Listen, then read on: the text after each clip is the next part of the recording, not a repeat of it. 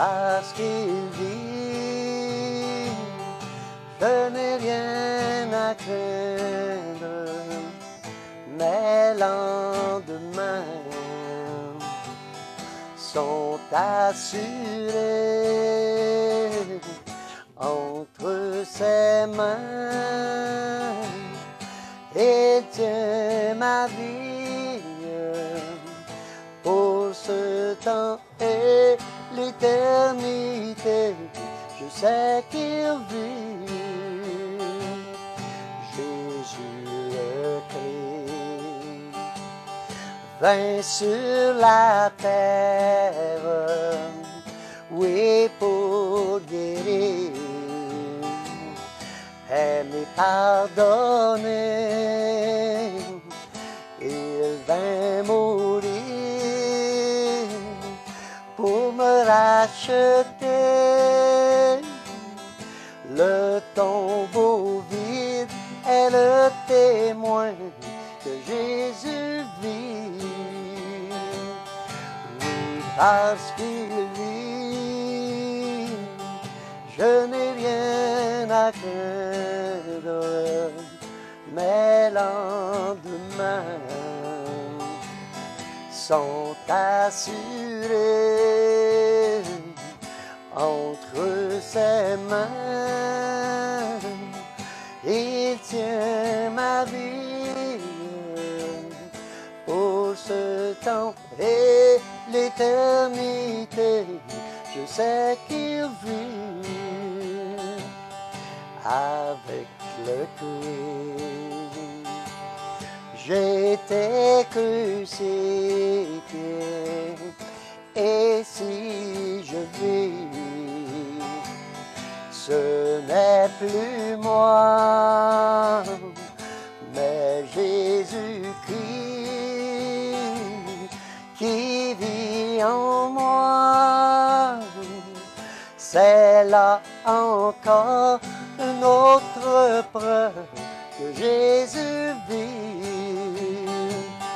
Oui, parce qu'il vit, je n'ai rien à craindre, mes lendemains sont assurés entre ses mains. Il tient ma vie pour ce temps et l'éternité. Je sais qu'il vit pour ce temps et l'éternité. Je sais qu'il vit. OK. Premier, prenez un crayon, puis un papier, prenez note de la parole de Dieu. Certaines paroles de Dieu. Je n'ai pas tout compilé, là, ce qui est important pour le texte que je vais vous emmener. 1 Corinthiens 15, 14 à 19. Romains 6, 23. Matthieu 27, 62 à 66. Jean 20, 19. Matthieu 16, 21. Jean 10, 30. Jean 14, 6. Jean 7, 18. Jean dit, soyez attentifs et écoutez et vérifiez avec la parole de Dieu. Amen. La résurrection, la raison de son importance. Ceci, c'est très important. Imaginons un instant que Jésus-Christ n'ait pas été ressuscité d'entre les morts. Où serions-nous aujourd'hui? Avec quelle assurance marcherions-nous? Sans doute notre confiance, nos pensées sur la mort et nos espoirs pour une vie éternelle seraient-ils vains? Dieu savait que la résurrection de Jésus soulèverait de nombreuses questions dans nos esprits. C'est pourquoi il a conduit Paul à nous fournir certaines réponses. Merci pour Paul, qui a été à l'écoute de l'Esprit de Dieu. L'apôtre traite du sujet principal. Et si la résurrection ne s'était pas vraiment produite, il écrit, « Si Christ n'a pas été relevé, alors notre prédication est vaine, notre foi aussi est vaine. » Ceci veut dire que si la résurrection ne s'était pas produite, notre foi serait vide et sans fondement. Nous serions de faux témoins répandant des mensonges.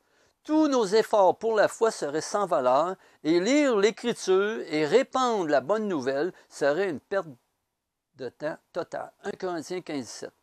Tous les disciples de Christ qui sont morts en croyant être destinés à une vie éternelle auraient simplement péri avec seulement l'illusion d'un espoir du ciel.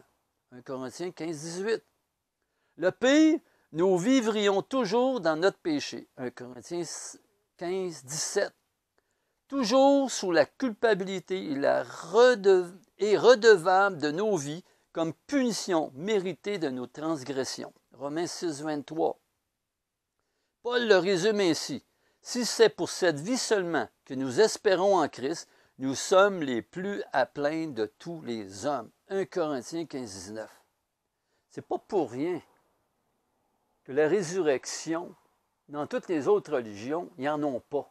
Mais nous, on a une résurrection, puis ils la contestent. Partout, ils essayent de dire c'est pas vrai, ceci a été volé, ils l'ont mis ailleurs. Ils font encore des recherches là-dessus. Ils essayent de trouver le corps de Jésus ailleurs dans un tombeau, partout. Parce que ça casse toute leur affaire. On est la seule, c'est même pas une religion. Nous sommes les seuls à avoir la conviction et le témoignage que Jésus est ressuscité. Parce que l'Esprit Saint nous le confirme aussi. La parole de Dieu nous le dit et Dieu lui-même nous le dit. Heureusement, notre espoir s'étend au-delà de cette vie, parce que Jésus s'est vraiment relevé des morts. Dieu, dans sa sagesse, nous a laissé des preuves incontestables. Il savait.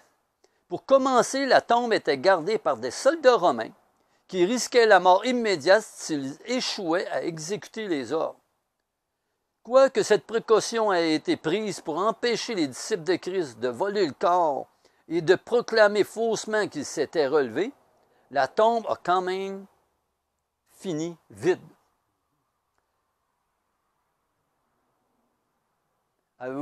Puis quand tu lis les évangiles, tu vois que les pharisiens, ils ont acheté les centurions qui gardaient la tombe. Ils les ont achetés pour dire « elle a été volée ». Ils ont volé. Mensonge. L'ennemi, mensonge. Une autre indication est celle de vie changée.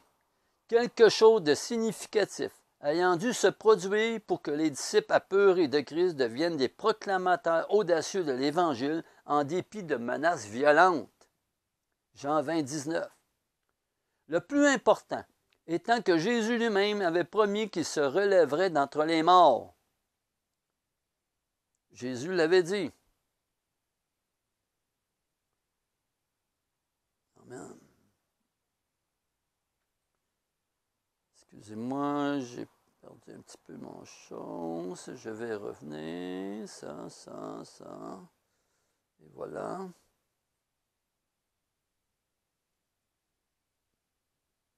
Matthieu 16, 21. Il proclamait être un avec le Père. Jean 10, 30. Donc, ou bien il était et demeure le Fils du Dieu vivant, ou c'était un menteur. Puis Dieu dit, je ne suis pas menteur. Ce n'est pas la qualité de Dieu, ça. Ce n'est pas la qualité de Jésus ni du Saint-Esprit. L'histoire indique cependant qu'il n'a jamais prononcé un seul mensonge. Jean 14, 16. Tout ce qu'il avait promis ou prophétisé s'est réalisé, exactement comme il l'avait annoncé. À part les prophéties encore à venir, comme son retour sur terre, celles-là aussi s'accompliront absolument comme il l'a promis, car il n'y a rien de faux dans le Fils parfait de Dieu. Jean 7, 18. Merci pour ton sang. Merci pour ton sacrifice, Jésus. Je veux vraiment avoir la révélation de la résurrection de Jésus-Christ dans mon cœur. Amen.